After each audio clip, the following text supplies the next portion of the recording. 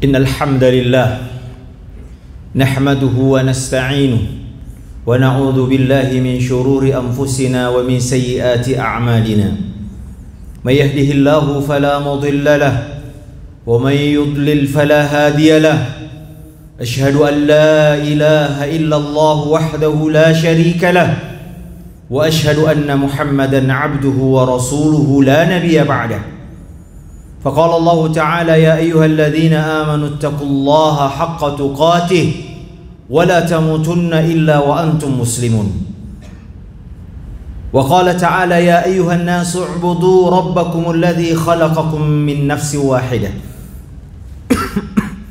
وخلق منها زوجها وبث منهما رجالا كثيرا ونساء واتقوا الله الذي تساءلون به والأرحام إن الله كان عليكم رقيبا. وقال جل وعلا يا أيها الذين آمنوا اتقوا الله وقولوا قولا سديدا يصلح لكم أعمالكم ويغفر لكم ذنوبكم ومن يطع الله ورسوله فقد فاز فوزا عظيما. أما بعد فإن أحسن الكلام كلام الله وخير الهدي هدي محمد صلى الله عليه وسلم وشر الأمور محدثاتها وكل محدثة بدعة وكل بدعة ضلالة وكل ضلالة في النار. Ma'asyiral muslimin, jamaah Jumat, saudaraku seiman dan seakidah yang dirahmati Allah Jalla wa'ala, adalah kemahadilan Allah Azza wa Jalla. Konsekuensi dari kemahadilan Allah Azza wa Jalla bahwa di akhirat nanti Allah Ta'ala membalas kita sesuai dengan amalan kita masing-masing. Balasan kita, kata Allah Azza wa Jalla, lahum darajatun indallah, mereka memiliki tingkatan yang berbeda di sisi Allah Azza wa Jalla. Kata Allah Jalla wa Ala, walikullin darajatun mimma amilu, setiap orang akan mendapatkan balasan, tingkatan sesuai dengan amal-amal soleh mereka. Kata Allah Jalla wa'ala, afanaja'alul muslimina kal mujrimin, apakah kami menyamakan antara orang yang muslim dan yang kafir dan pendosa? Tentu tidak. Maka di antara bentuk keadilan Allah Azza wa Jalla, balasan kita di akhirat bergantung bagaimana, sejauh mana kebagusan Islam kita di dunia ini. Dalam berbagai riwayat hadirin yang dimuliakan Allah Subhanahu wa taala disebutkan ada kalimat bagusnya Islam. Kata Nabi SAW, idza aslamal abdu fahasuna islamuhu, jika seorang masuk Islam dan dia bagus Islamnya, ya, kataballahu lahu kullu hasatin kana azlafaha wa muhiyat anhu kullu sayyi'atin kana azlafaha, maka Allah Ta'ala akan menghapus dosa-dosanya dan menjadikan seluruh kebaikannya sebelum Islam itu akan jadikan kebaikan. Ada orang kafir masuk Islam lalu dia memperbagus Islamnya, maka kebaikannya sebelum masuk Islam dikonversi menjadi kebaik dan keburukannya akan diampuni. Kemudian juga dalam hadis yang lain Nabi SAW bersabda, idza ahsana ahadukum islamahu, jika salah seorang dari kalian memperbagus Islamnya, fakullu hasanatin ya'maluha tuktabu bi asyri amthaliha ila 700 da'fin, maka setiap kebaikan yang ia lakukan dilipat gandakan dari 10 sampai 700 kali lipat, dan yudha'ifu liman yasha. Dalam Al-Quran disebutkan Allah Ta'ala melipat gandakan sesuai dengan apa yang dia kehendaki. Kata para ulama, pelipat gandaan pahala dari 10 sampai 700 kali lipat, bahkan berlipat-lipat, adalah berdasarkan tingkat kebagusan Islam kita, saudaraku. Oleh karenanya hadirin yang dimuliakan Allah Azza wa Jalla, Nabi SAW mengatakan, jangan kalian caci sahabatku, la tasubbu ashabi walau anna ahadakum anfaqa mithla uhudin dhahaban, kalau ada di antara kalian yang berimpak dengan harta berupa emas 1 Uhud, kata Nabi SAW, sama sekali tidak bisa menyamai pahala sedekahnya sahabat-sahabatku walaupun hanya 1 genggam. Kenapa mereka bersedekah satu genggam? Para sahabat ridwanullahi alaihim ajmain bersedekah dengan satu genggam tidak bisa mengalahkan sedekah kita hari ini, walaupun 1 miliar, walaupun 1 gunung emas. Karena bagusnya Islam mereka. Ibadah mereka tidak banyak. Salat mereka tidak banyak mungkin. Puasa mereka tidak terlalu banyak. Tapi ibadah-ibadah mereka sangat luar biasa di sisi Allah karena mereka memperbagus Islamnya. Ada kualitas 2 orang yang melakukan amal yang sama, tapi pahalanya belum tentu sama. Bergantung apanya? Bergantung kebagusan Islamnya. Oleh karena hadirin yang dimuliakan Allah Subhanahu wa taala, hendaknya kita semua berusaha memperbagus Islam kita. Kata Anas bin Malik radhiyallahu ta'ala, hadis riwayat Muslim, Anas bin Malik mengatakan, lihat testimoni beliau. Kata beliau, Anas bin sahabat Nabi, in kana ar-rajul la yuslimu ma yuridu illa dunya. Dulu sebagian di antara kami ada yang masuk Islam karena dunia yang ingin dia cari. Penyebab pendorong masuk Islam karena awalnya duniawi, ingin rampasan perang atau ingin harta yang dia dapatkan kalau dia masuk Islam. Tapi apa yang terjadi? Kata beliau, "Fama yuslimu hatta yakuna al-islamu ahabba ilaihi minad dunya wa ma 'alayha." Tapi perjalanan keislamannya, memperbagus keislamannya sehingga kemudian Islam lebih ia cintai daripada dunia yang ia cari tadi dengan segala isinya. Lihat bagaimana para sahabat mengupgrade keislaman. Mereka masuk Islam tidak ada yang masuk Islam 40 tahun, ada yang 30 tahun masuk Islam. Separuh hidupnya hidup dalam kesyirikan, tapi perjalanan keislaman mereka membagus sehingga kata Anas bin Malik, Islam lebih kami cintai daripada dunia dan segala isinya. Padahal awalnya karena dunia. Apa yang membedakannya? Karena ada upaya, ada effort untuk memperbagus keislaman, meningkatkan, mengupgrade keislaman kita. Hamzah ibn Abdul Muttalib radhiyallahu taala anhu, apa yang menyebabkan beliau pertama kali masuk Islam? Hamiyah, fanatisme kesukuan. Dia sangat dekat sukunya, ke nasabnya dengan Nabi SAW, ponakannya. Nabi Muhammad adalah keponakan dari Hamzah bin Abdul Muttalib. Ketika dia mendengar Abu Jahal, suku Makhzumi, suku lain, menghina keponakannya, fanatisme kesukuannya kemudian mendorong dia masuk Islam. Tapi kemudian perjalanan keislamannya, memperbagus keislamannya sehingga Islam lebih ia cintai daripada harta, nasab, keturunan dan lain sebagainya. Oleh karena hadirin yang dimuliakan Allah Subhanahu wa taala, para ulama kemudian menjelaskan bagaimana cara atau indikator apa yang kita gunakan untuk mengetahui apakah sejauh mana Islam kita ini bagus atau tidak. Derajat kita di akhirat tergantung kebagusan Islam kita. Dalam banyak hadis Nabi SAW disebutkan banyaknya tingkatan-tingkatan surga. Kata Nabi SAW, yuqalu li sahibil Quran, iqra' wartaqi warattil kama turattil fid dunya. Wahai penghafal Al-Quran, bacakan, hafalkan Quran yang kau hafal di dunia, dan setiap ayat yang kau hafal itu di dunia, maka bagimu satu tingkatan engkau naik. Fa inna akhira manzilaka inda akhira ayatin taqra'uha. Subhanallah, lihat kebagusan Islam kita sangat berdampak kepada kualitas balasan kita di hari kiamat nanti. Taib hadirin yang dimuliakan Allah Subhanahu wa taala, di antara tanda kebagusan Islam kita, sebagian ulama mengatakan adalah ketika kita beribadah dengan kualitas ihsan.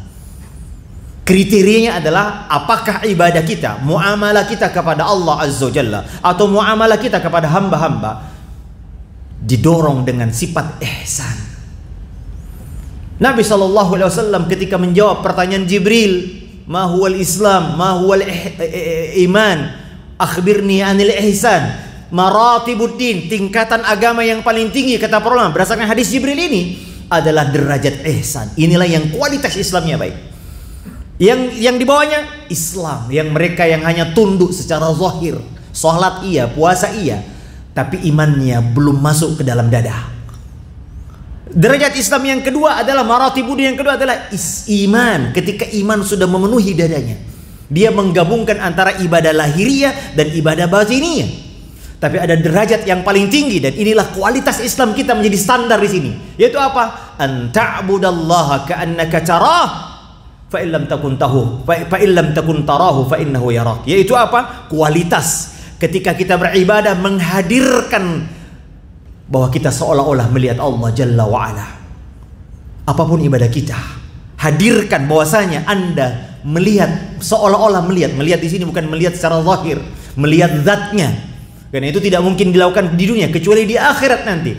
Tapi penjelasan para ulama ketika mensyarah apa makna ka'annaka tarah, seolah-olah engkau melihatnya. Kata para ulama adalah melihat di sini adalah mentadabburi, merenungkan sifat-sifat Allah Azza wa Jalla dan mempengaruhi kita dalam beribadah kepada Allah Subhanahu wa taala.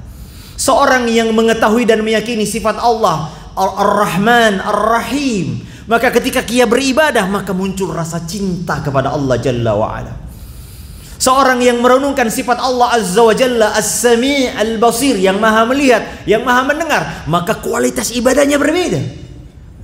Ia melihat keagungan dan kebesaran Allah Jalla wa ala dalam setiap ibadahnya, baik berkaitan dengan ibadah kepada Allah maupun ibadah yang sifatnya muamalah. Ketika dia bekerja di kantor, maka ia melaksanakannya dengan penuh amanah karena dia seolah-olah melihat Allah Azza wa Jalla. Minimal kata Nabi, fa illam takun tarah, karena ini derajat yang paling tinggi, musyahadah. Ada derajat minimal, yaitu apa? Muraqabah, merasakan bahwasanya engkau diawasi oleh Allah Subhanahu wa taala. Maka apapun ibadah kita, ikhwan, hadirkan variabel ihsan ini. Ketika kita beribadah kepada Allah, salat, hadirkan bahwa Dia sedang melihatmu. Dia memperhatikan gerak-gerikmu, Dia mengetahui isi hatimu, Dia memperhatikan gerak matamu. Inilah kualitas Islam yang terbaik. Ketika Anda bermuamalah, kewajiban kita sebagai seorang suami, sebagai pimpinan, sebagai apapun yang berkaitan dengan muamalah, ingat Allah Ta'ala sedang memperhatikanmu. Maka inilah kualitas Islam yang terbaik. Kemudian hadirin yang dimuliakan Allah Subhanahu wa taala, di antara penjelasan ulama bagaimana tanda keislaman, kebagusan Islam kita, tadi derajat ihsan adalah, kata ulama, adalah penjelasan Allah Azza wa Jalla dalam surah Fatir. Allah Subhanahu wa taala menyebutkan 3 golongan penduduk surga. Kata Allah Jalla wa ala, "Tsumma awrasna al-kitaba alladziina istafaina min 'ibadina." Lalu kami wariskan Al-Qur'an, Alkitab kepada hamba-hamba yang telah kami pilih. Faminhum, kata Allah Azza wa Jalla, di antara mereka zalimun li nafsi, ada yang zalim kepada dirinya sendiri. Wa minhum muqtasidun, ada yang pertengahan. Wa minhum sabiqun bil khairati biiznillah, dan ada di antara mereka yang senantiasa terdepan dalam melakukan kebaikan karena dengan izin Allah Azza wa Jalla. Maka yang mana, yang golongan mana yang bagus Islamnya di sini? Kata para ulama adalah yang muqtasid. Tentu yang terbaik adalah sabiqun bil khairat, tapi minimal kita meraih kualitas yang pertengahan, muqtasid.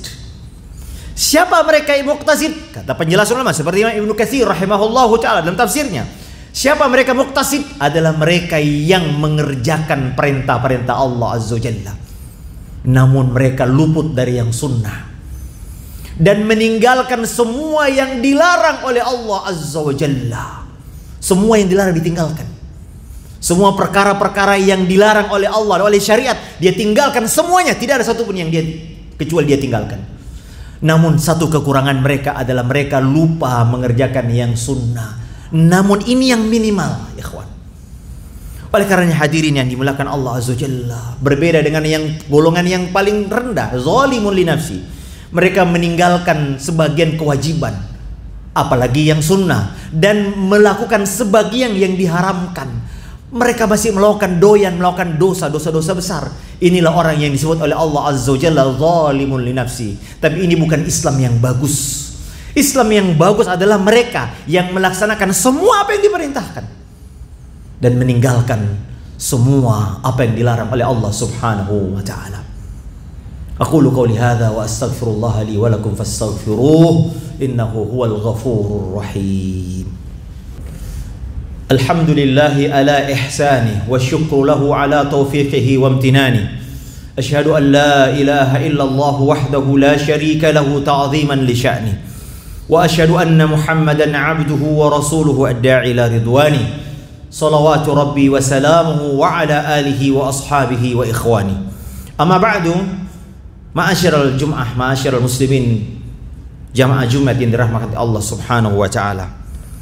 Sebagian ulama berpendapat bahwa kebagusan Islam kita bertingkat-tingkat berbeda-beda. Dan ada penjelasan Nabi SAW yang sangat baik dari hadis Abu Hurairah radhiyallahu ta'ala. Nabi SAW mengatakan, min husni islamil mar'i tarkuhu ma la ya'ni. Di antara tanda bagusnya Islam seseorang adalah ia meninggalkan apa yang tidak bermanfaat bagi dirinya. Maka seberapa besar kita meninggalkan apa yang tidak bermanfaat berbanding lurus dengan seberapa bagus Islam kita. Nah, apa yang dimaksud dengan meninggalkan apa yang tidak bermanfaat? Ini bukan ukurannya diri kita, bukan kita yang menilai. Karena Nabi mengatakan min husni islamil mar'i, berarti indikator bagusnya adalah menurut Islam, bukan menurut kita. Karena sebagian kita ada yang mengaku sudah bagus Islamnya. Yang penting sholat, di rumah sudah bagus Islamnya. Tidak ya ikhwan. Bukan Anda yang menilai diri Anda apakah kita ini sudah bagus, tapi Islam yang memberi indikator, tanda. Bukan hawa nafsu kita. Karena itu pertanyaan adalah selalulah muhasabah diri kita ikhwan. Apakah Islam kita ini sudah sesuai dengan standar yang bagus tadi ini? Maka diantaranya kata Nabi, seberapa besar Anda meninggalkan perbuatan yang tidak bermanfaat berbanding dengan kebagusan Islam kita. Al-Imam Ibnu Rajab Al-Hambali rahimahullahu ta'ala menjelaskan apa yang dimaksud tidak bermanfaat ini. Beliau mengatakan ada 4. Yang pertama, meninggalkan yang haram. Ini yang paling top. Meninggalkan yang haram. Seorang mukmin ya ikhwan a'azani Allah, di antara kaidah agama, kaidah beragama adalah sami'na wa ata'na. Mendengar dan taat. Apa yang Allah Ta'ala wajibkan kita lakukan, apa yang Allah larang kita tinggalkan. Maka hadirin yang dimuliakan Allah Subhanahu wa Ta'ala, lihat bagaimana besarnya fitnah, syubhat dan syahwat dunia hari ini. Hampir sulit bagi kita menjadi seorang muslim yang baik di tengah-tengah banyaknya godaan-godaan duniawi yang ada di depan mata kita. Subhanallah hadirin dimuliakan Allah Azza wa Jalla, sampai-sampai Nabi SAW menyebutkan akan datang suatu fitnah yang apabila fitnah ini datang kepada kalian, maka fitnah yang dulu dianggap ringan, hari ini kita anggap terjadi. Dulu kita melihat orang, kalau ada orang yang membuka auratnya kita sudah merasa tidak nyaman melihatnya. Hari ini orang telanjang sudah dianggap biasa. Maka fitnah yang dulu kita anggap besar, hari ini kita anggap mudah.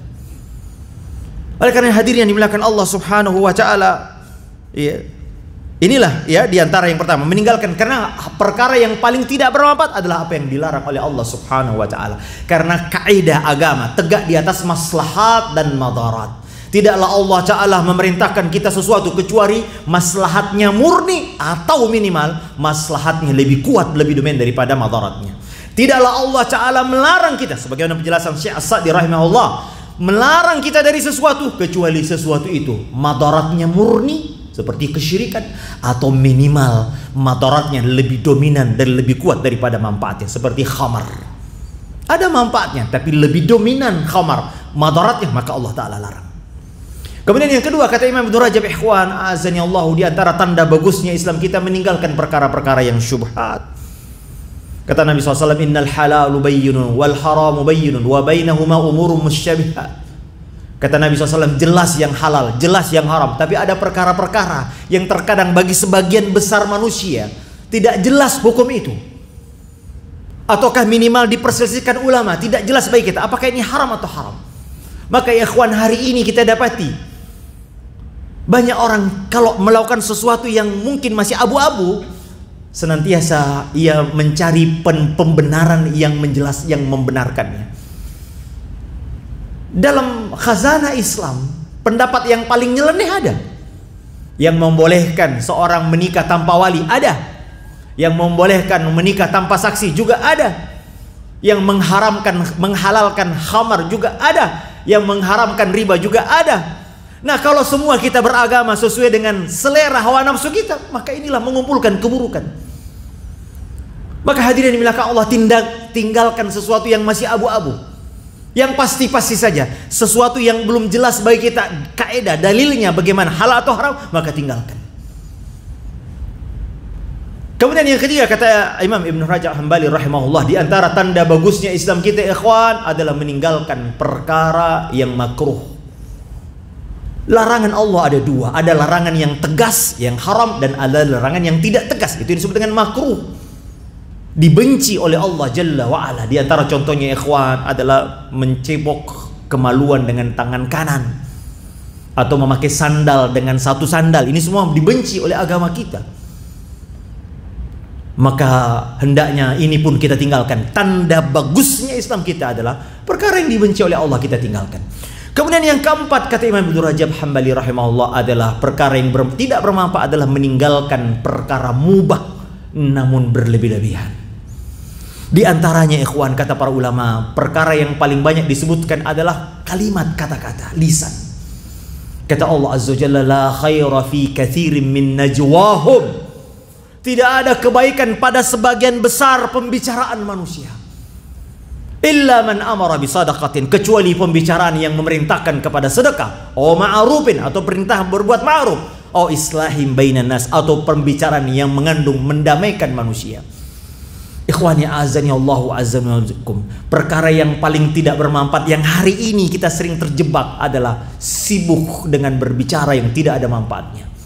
Sibuk dengan medsos kita, akun kita. Sibuk komentar sana, komentar sini yang sama sekali tidak ada manfaatnya. Terlalu hari ini ikhwani azani Allah wa iyyakum, kita ada di era di mana semua yang tidak bermanfaat masuk di medsos kita. Semua berita-berita yang harusnya tidak masuk di otak kita masuk semua. Sehingga ini kita mikirin semua hal-hal yang seharusnya kita tidak pikirkan. Sehingga kita sibuk lalai memikirkan apa yang bermanfaat di akhirat kita nanti. Maka di antara tanda bagusnya seorang ikhwan yang azani Allah, mencegah diri kita terlalu berlebihan, sibuk dengan sesuatu yang bukan urusan kita. Kata Nabi SAW, alaika bi khasati nafsik, hendaklah engkau sibuk mengurusi dirimu sendiri. Sekarang hari ini aib pejabat, aib pemerintah, aib semua orang kita sibuki. Aibnya artis, semua kita sibuk. Yang sesungguhnya kata Nabi SAW, sibuklah memikirkan aib dirimu sendiri. Maka Nabi SAW pernah ditanya, man najat ya Rasulullah, apakah sumber keselamatan? Kata Nabi tiga. Pertama kata Nabi, amsik alaika lisanu, hendaklah tahan lisanmu, jangan komentar yang bukan urusan kita. Jangan komen di medsos sesuatu yang Anda tidak punya kompetensi untuk berbicara tentang itu. Kemudian yang kedua, wal yasa'aka baitak, hendaklah kau betah tinggal di rumahmu. Jangan terlalu banyak bergaul lewat dunia maya atau dunia nyata. Sehingga apa? Terlalu banyak yang merusak pikiran dan sehingga kita lupa memikirkan nasib kita di akhirat nanti. Hendaklah engkau betah tinggal di rumahmu, kata Nabi SAW. Kemudian Nabi mengatakan, wal tabki ala khati'atik, hendaklah engkau menangisi dosa-dosamu. Bukan dosa orang lain yang kita pikirkan, tapi dosa kita. Perbaiki Islam kita, sibukkan diri kita belajar agama. Yang bukan urusan kita tinggalkan ikhwan. Terlalu banyak hari ini, ada banyak media hari ini masuk di handphone kita, sesuatu yang tidak bermanfaat. Ada orang jatuh di jalan, ada yang viral ini, semua kita sibuk membicarakan itu, sehingga tidak bermanfaat bagi akhirat kita nanti. Bismillahirrahmanirrahim. Alhamdulillahirabbil alamin. Allahumma shalli ala nabiyyina Muhammadin wa ala alihi wa sahbihi wa sallam. Allahumma ighfir lil mu'minina wal mu'minat wal muslimina wal muslimat الأحياء منهم والأموات إنك سميع قريب مجيب الدعوة ويا قاضي الحاجات. اللهم ربنا لا تدع في مقامنا هذا ذنبا إلا غفرته ولا هما إلا فرجته ولا كربا إلا نفسته ولا عيبا إلا سترته ولا ضالا إلا هديته ولا جاهلا إلا علمته ولا حاجة من حوائج الدنيا والآخرة هي لك رضا ولنا فيها صلاح إلا أعنتنا على قضائها ويسرتها برحمتك يا أرحم الراحمين.